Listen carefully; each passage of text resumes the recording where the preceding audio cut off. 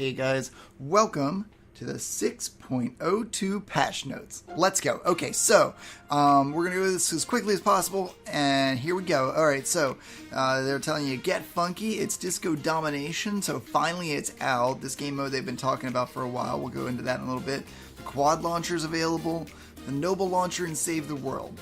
Also, they did a big thing. The performance with the Xbox One was causing buildings and cosmetics to load in slowly. We had Nightcrawler was definitely experiencing this issue, and so they fixed that. However, the result was the updates over 10 gigs. So yeah, there we go.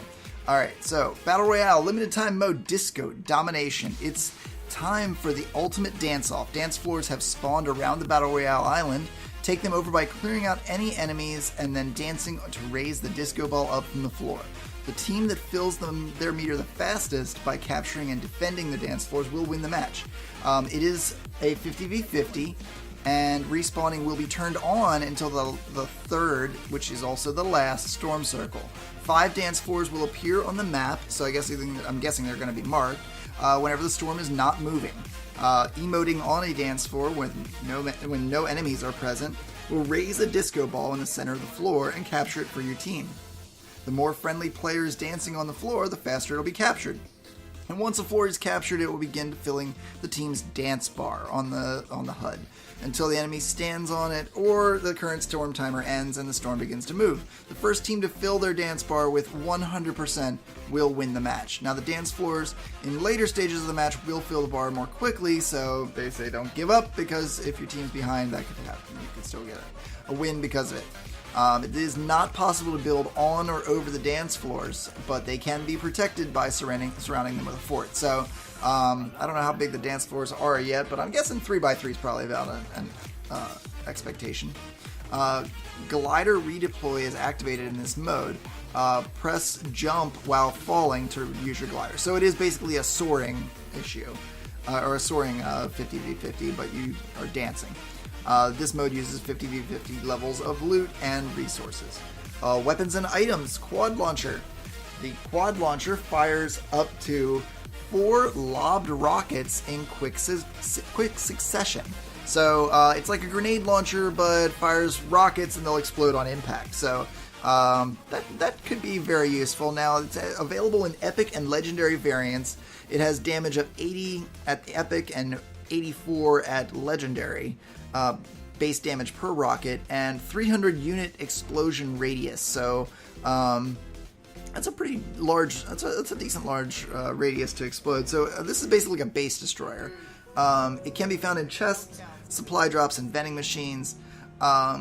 Okay, so the Porta Fortress has returned and can be looted in-game. Apparently they took it out, but didn't really tell anybody. That was nice of them. Porta Fortress availability lowered from 2.43% to 1.83%, so I guess there were just too many around the map. I can see that happening. I can see that there were a good amount of Porta Fortresses per match, so I'm kind of glad that they did reduce it, but so it's just going to be a bigger thing whenever you find it. There were a lot of loot drop rate adjustments, so they decreased the common pistol drop from 5.8% to 5.47%.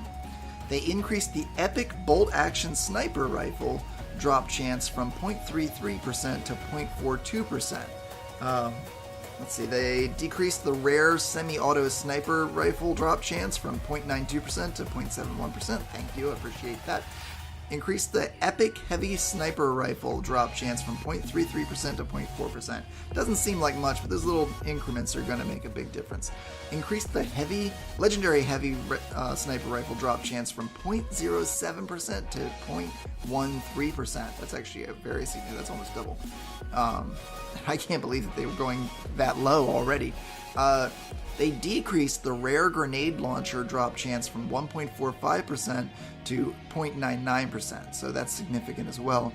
They increased the epic rocket launcher drop chance from 0.59% to 0.66%, and increased the legendary rocket launcher drop chance from 0.08% to 0.21%.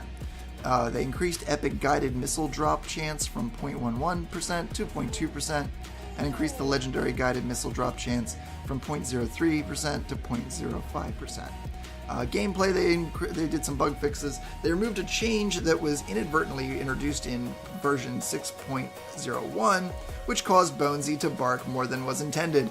That explains a lot, because that dog was going nuts all the time. Fixed an issue that caused moving circles to be closer to the previous safe zone than intended. So obviously they wanted to make it so that people would have to be moving at the last zones, and that wasn't happening. They wouldn't have to go very far because it was previously very close to where it was. Performance, they fixed some hitches on Switch, caused by blocking loads of UI data. Okay, whatever. Increased the texture pool size on Xbox One, which should avoid some issues with blurry textures and improved rendering performance. Art and animation, the Skull Trooper styles have a visual issue when viewing the outfit from the locker. The outfit still appears properly in-game, and the issue will be fixed in the next patch. Well, guess what, guys? This whole statement foreshadowed exactly this. The Skull Trooper is back in the shop, and they also have a female version now, and they also have an alternate skin version where you can have them glow in the dark. There's a Skull Sickle and also Crypt Cruiser for harvesting tool, and also glider to go along with them, and that'll all set you back loads and loads of V-Bucks, as I'm sure tons of people already are buying them. Save the World, there's a couple changes. Weapons and items, the Noble Launcher is returned to the weekly store. It is a heavy launcher that fires a wave of piercing energy. It can be fired normally for a narrow half-tile wide pulse, or charged for 1 tile wide and a 1.5 tile wide blast. It'll be available Wednesday, October 10th, that'd be today, at 8 p.m. Eastern Standard Time until Wednesday, October 17th at 8 p.m. Eastern Standard Time. The Vindertech Disintegrator Shotgun has returned and is available in the weekly store. It is an energy shotgun that fires an explosive ball of plasma, dealing high damage in a small area. It will also be available Wednesday, October 10th, today, at 8 p.m. Eastern Standard Time until Wednesday, October 17th at 8 p.m. Eastern Standard Time. That's it. That's all. Thanks a lot, guys. Have a great day, and we'll see you on the next one. Take care.